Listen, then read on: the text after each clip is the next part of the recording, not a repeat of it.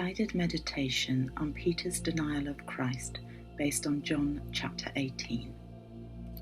You and another disciple are following at a distance Jesus and the detachment of soldiers, the chief priests, police, and the Pharisees towards the city of Jerusalem. You had witnessed the events of Jesus' arrest, how Judas had come with these people to the Garden of Gethsemane, their lanterns and torches menacingly interrupting the quietness of the garden as you and the other disciples had tried to keep watch while Jesus prayed. Tiredness had often overcome you all, but it was not surprising. It had been such an eventful evening so far. As you follow Jesus, you think about those events of his arrest, the noise from the soldiers and the police hungry to display the power they mistakenly thought was theirs, the glint from the blades of the swords that they carried as they caught the light from the moon, the scowls and indignant looks of the Pharisees as they got others to do their dirty work, and then Judas. What was in his mind? What did he think he was doing? He had spoken with Jesus saying, "Greetings, Rabbi," even kissed him on the cheek. From where you were, you could not see Judas's face, but you could see Jesus.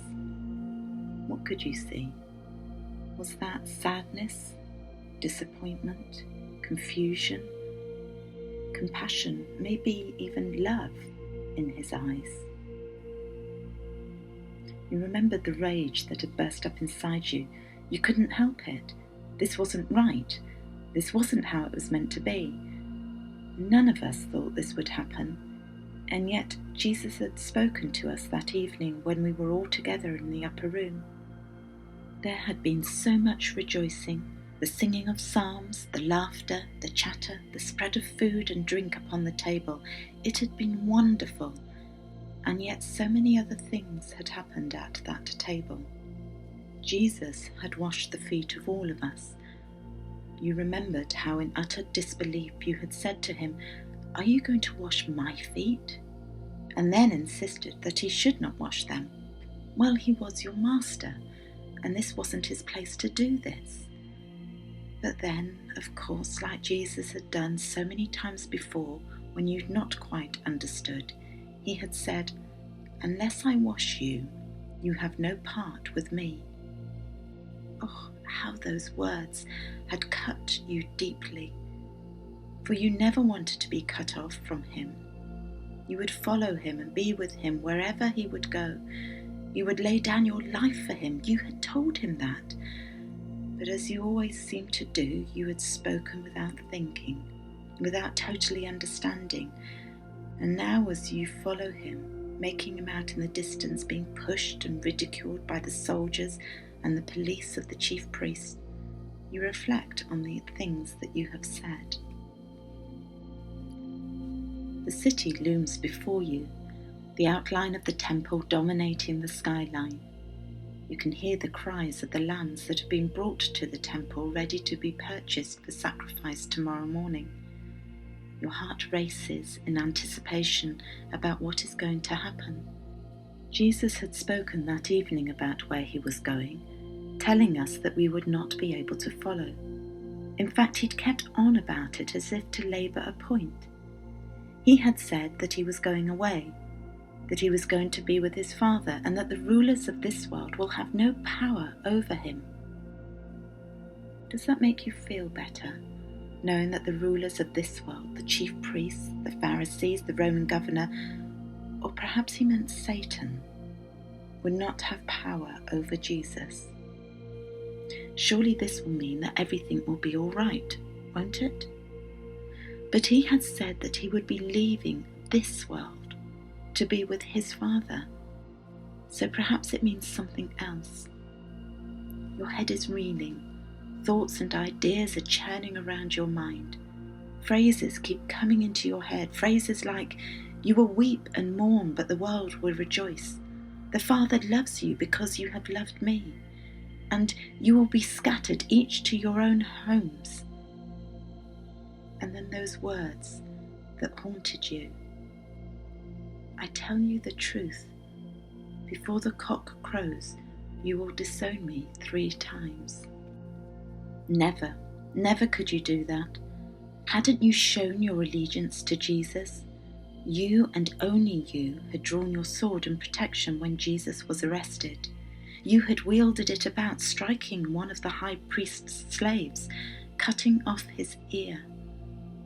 There had been uproar, people shouting, soldiers trying to seize you and the other disciples, but Jesus turned to you, and above it all you heard him say, "Put your sword back in its place, for all who draw the sword will die by the sword.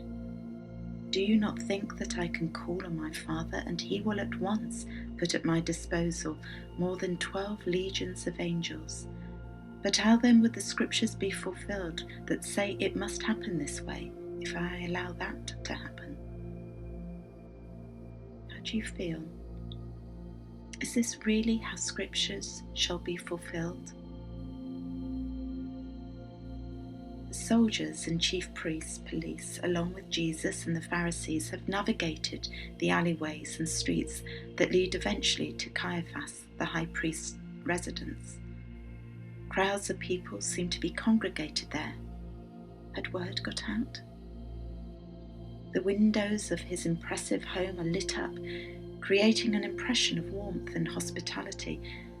But you shudder, for you do not trust these people. You are suspicious of their motives and their political ambition. They have been scheming to get rid of Jesus, and their hearts and minds had become hard to the words Jesus spoke and the signs he had shown them.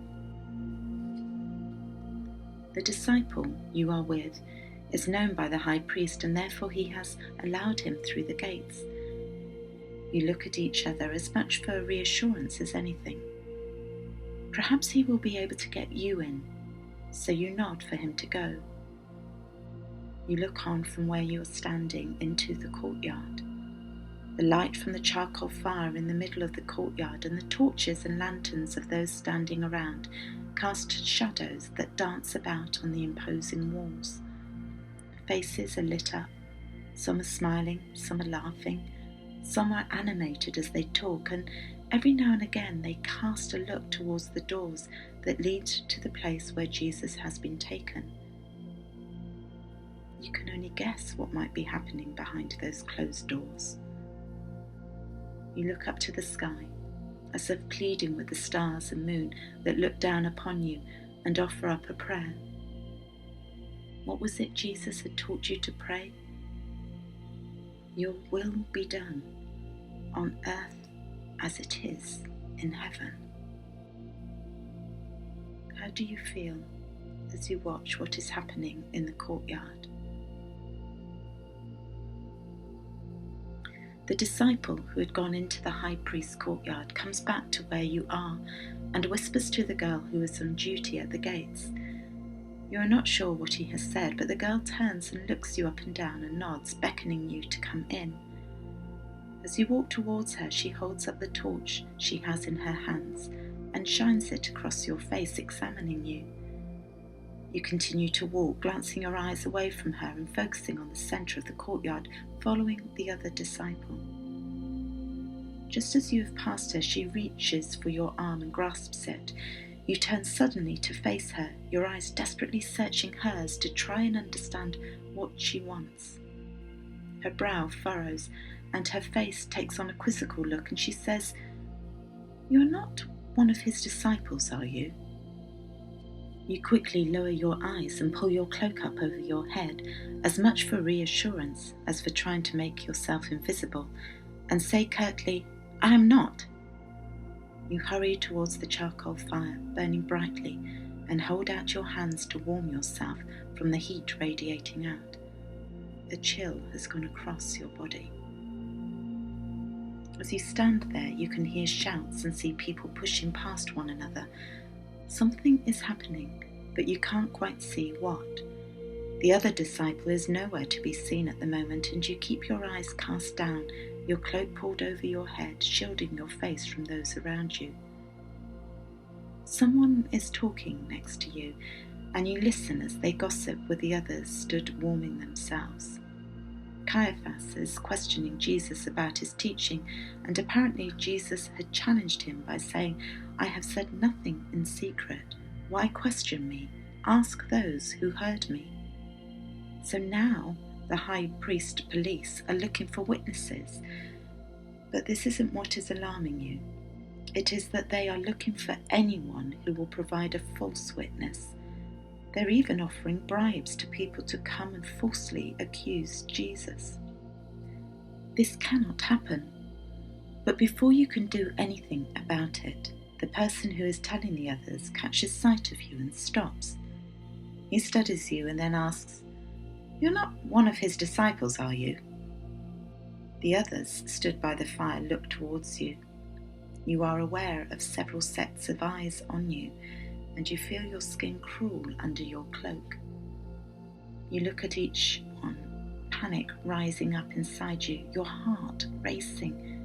Can they hear it? Do they know the fear that is within you? You need to get away, so as forcefully as you can, you say, "I am not." You push your way past one of the men stood behind you. He mutters something, but you can't quite make it out.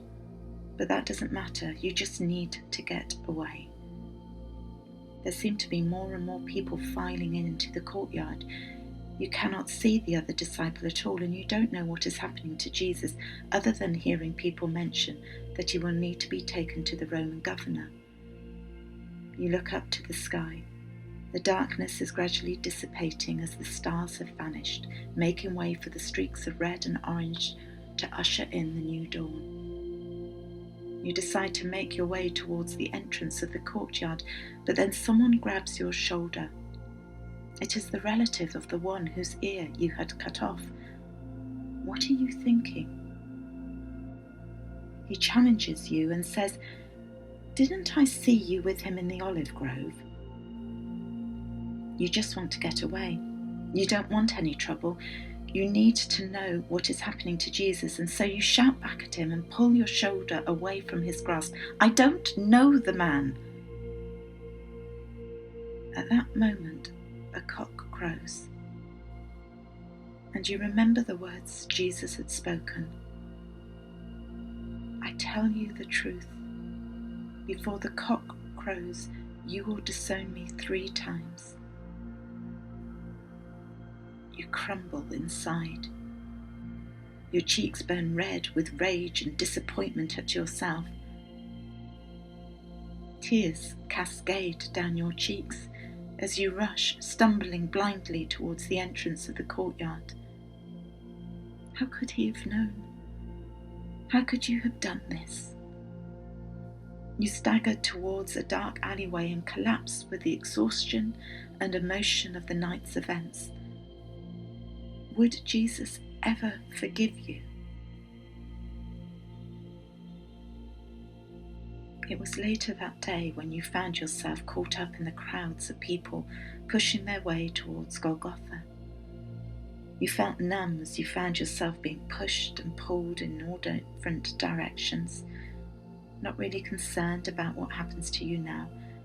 After all, how could you forgive yourself for what you had done?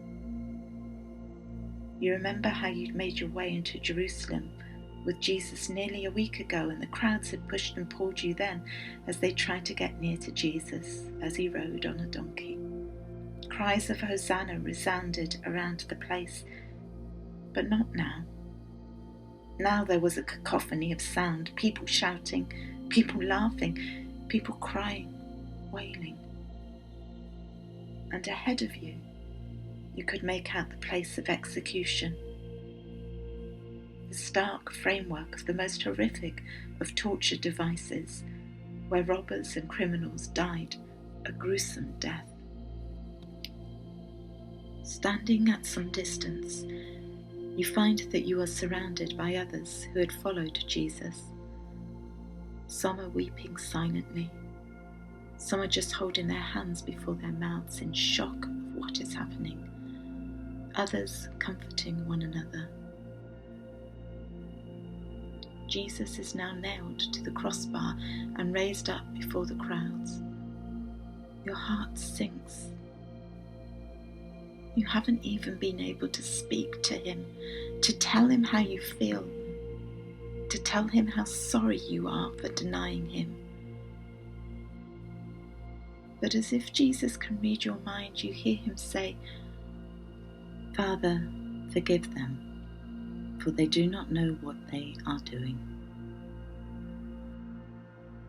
How does that make you feel?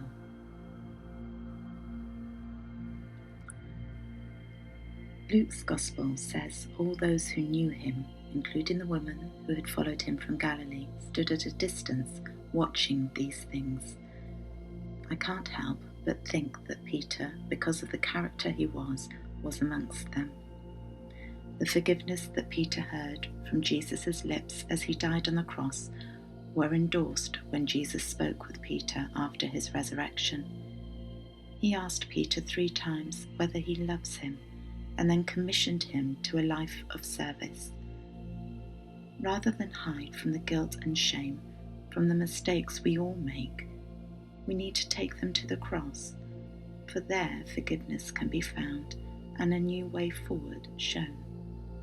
So lay down your burdens, your guilt, your shame at the foot of the cross now, and leave them there for God to deal with.